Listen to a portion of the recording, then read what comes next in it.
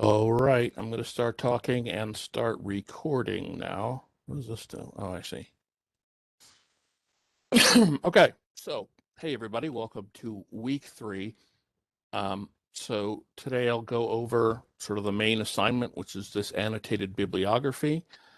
So I'm here in Canvas, right? In modules, I go to week 3. I go to the discussion in week 3. Just because that's also where I post all my things, right? So week 3, I have my introductory post. If you haven't taken a look at this, I just did like a 6-minute thing about looking for scholarly sources on Google. The idea for the annotated bibliography is that you need to have 6 scholarly sources. So some people are finding them in the library. Sometimes you can find them off of Google. But what this tells you is what to look for, so you can know which ones are scholarly, which ones are not. So it's pretty fast and easy and so entertaining, no doubt. This is just a quick chart of the different types of articles that exist, right? So you trying to distinguish between scholarly, trade, news or opinion, things like that, right? Because we think, oh, something from U.S. News and World Report, that's a good paper, it has credibility. I mean, it's a good magazine, has credibility. Yeah, but it's not a scholarly source. So the other thing I did want to mention was for this assignment, you want to have 6 scholarly sources. It doesn't mean that you can't like change sources. It also doesn't mean that you can't add other sources, right? So as long as you have 6 that are scholarly, you could also then find if you found a U.S. News and World Report article, maybe use some information from that, right? So that's my little sort of, you want to make sure you got to have the 6 solid sources. So I'm going to talk about what that is today. Okay, and then here's the new thing that I posted, which is this PowerPoint that I'm going to do right now. And there's these 2 downloads that you can download. Actually, I think the sample week you can download from the lesson or from the assignment for week 3. And then there's this FRAP test worksheet, which I'll talk about evaluating sources, basically. Here we go. I'll do it this one.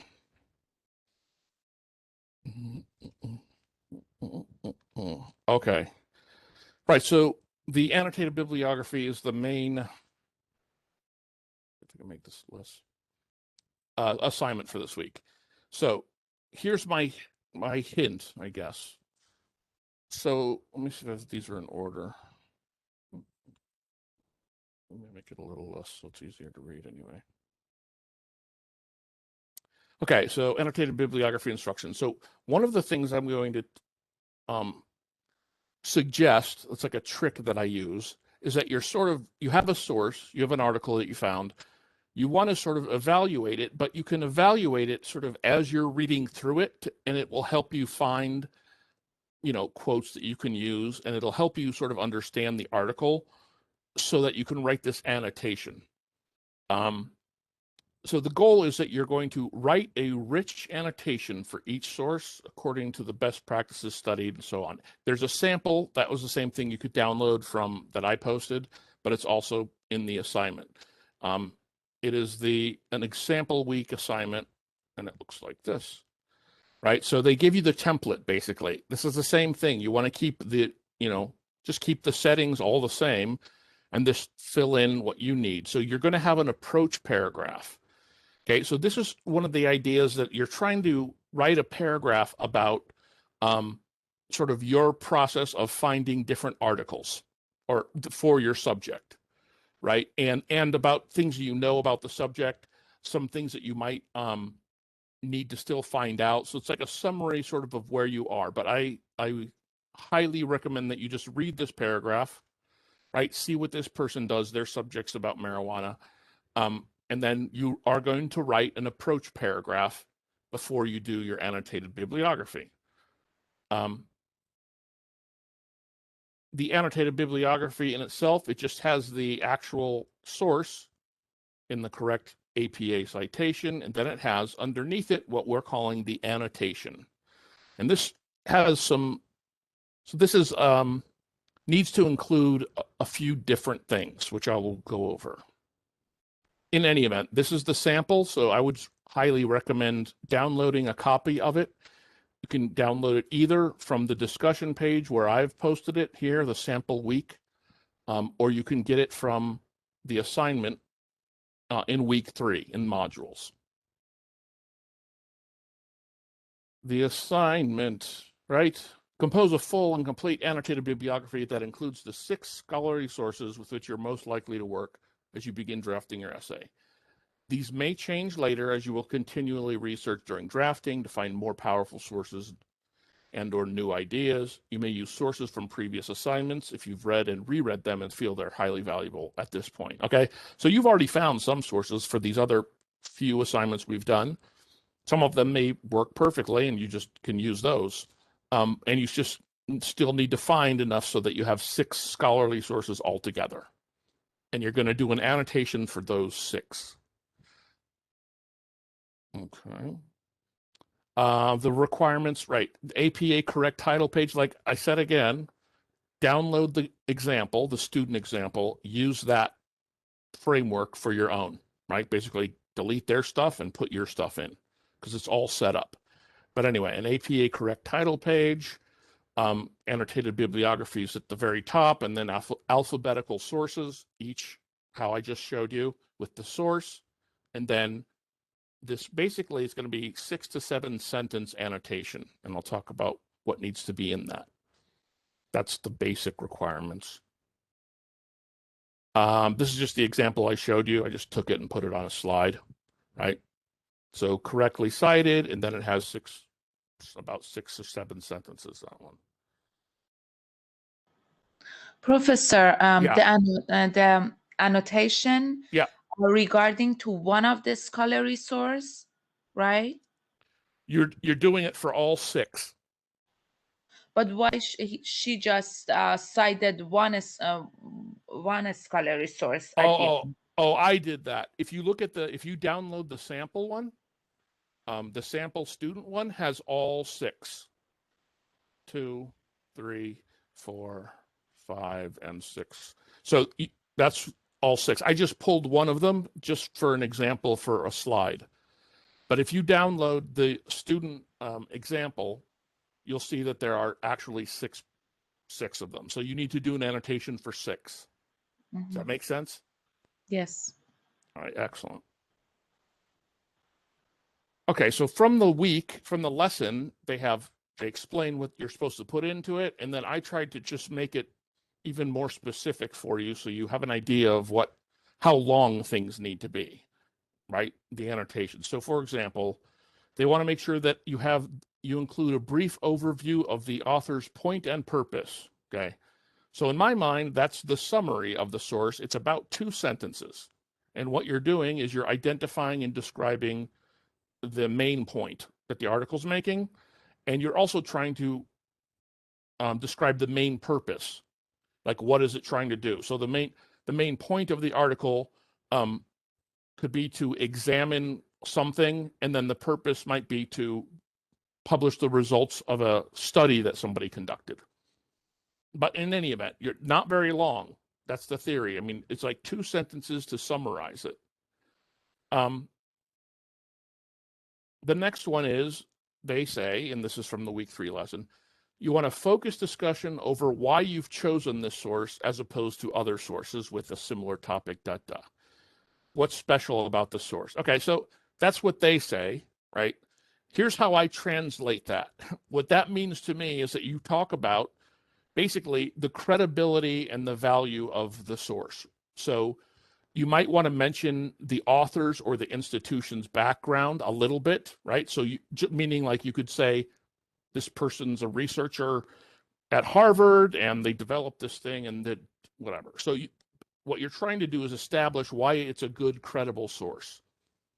So you might want to mention the authors, or you might want to mention the institution, right? Like if it's a college or a university or something like that. And then you also want to talk about the value of the actual information, right? Like, so what's the value of it? So I don't know. It's just a different way of phrasing it. So this idea that why did you pick it over other ones is difficult, because if I'm you, it's not like I've looked through 50 different things and then gone back and then picked the ones that basically I find one that seems okay and I'm going to, pick that one. So instead of thinking that you have to explain why, why it's better than everything else, all you really have to do is say, okay, it's a good, solid, credible source because of this, because this person is, an expert or whatever. It was published this when and so on. So that's what the next, again, a couple of sentences.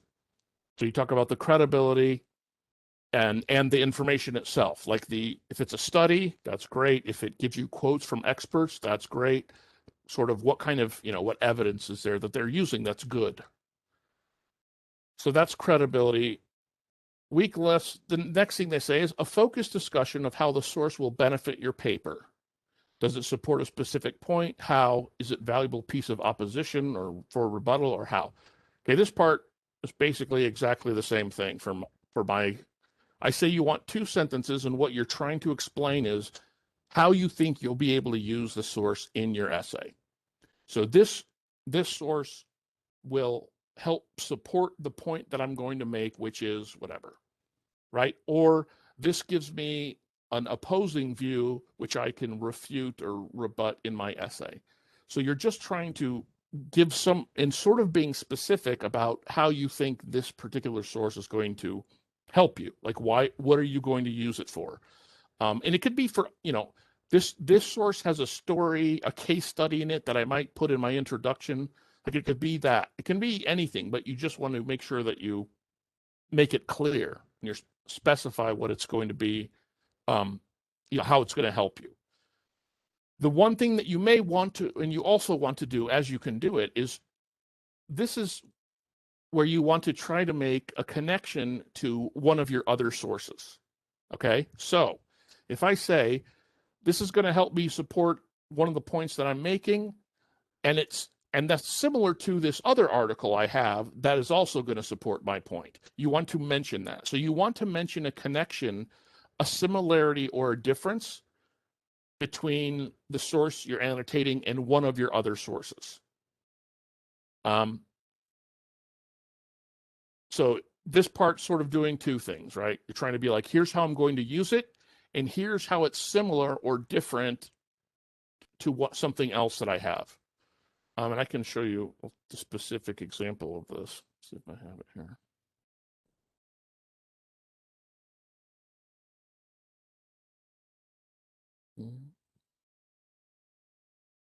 Okay, so what is interesting to this person, here's an example. So what is interesting and relevant about this article in conjunction with other sources in this bibliography is that some sources published in the same year, one in the same month as this study, contradict these findings by asserting that despite what others have reported about psychiatric use and so on. All right, so this person made a connection being like, here's a connection.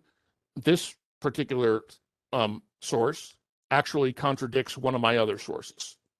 So that's a connection.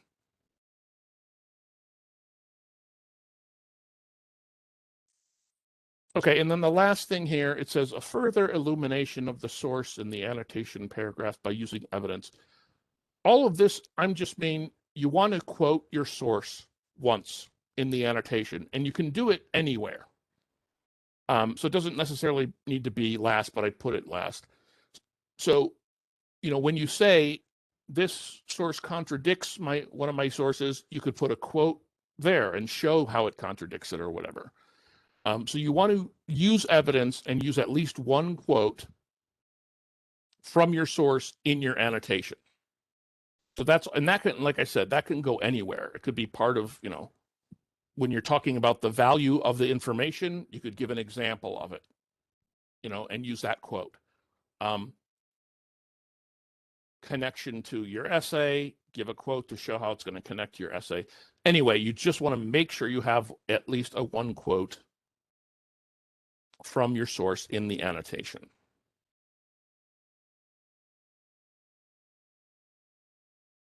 Okay, so this is the rubric.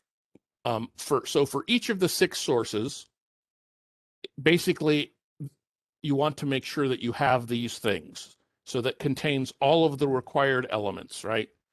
So this is the summary. You have a brief overview of the source's content. So that's sort of the summary of it. A close look at specific points, ideas, and information from the source in the context of the student's argument. So this could be how you make the connection from the source to your own argument. Like when you say, this is how I'm going to use it, that needs to be in there. The annotation includes evidence from the source. That's the quote, right? So you've quoted and cited from the source, and you've used it in the annotation. Explained how and why it's a viable source in general, and to specific points in the student's argument. So that's sort of the credibility. So this is a credible source because it comes from a credible peer-reviewed journal and these researchers, and also it's going to help my own article. I mean, my own essay. So that one's sort of, similar. And then the annotation addresses how the source backs or opposes other sources in the annotated bibliography. So that's where you make a connection to one of your other sources.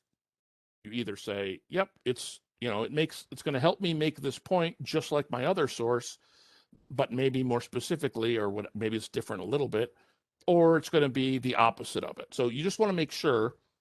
So this is to get all the points, right, for your annotation, you want to make sure it has these things, right? A summary, specific connection to your essay, your argument that you're going to make, a quotation from the source in the actual annotation, explaining how it's a good source in general, like the credibility of it, and also how it connects to your argument. So that's sort of the same as the one up here. And then how it connects to or similar to one of your other sources. So those are the main requirements for it.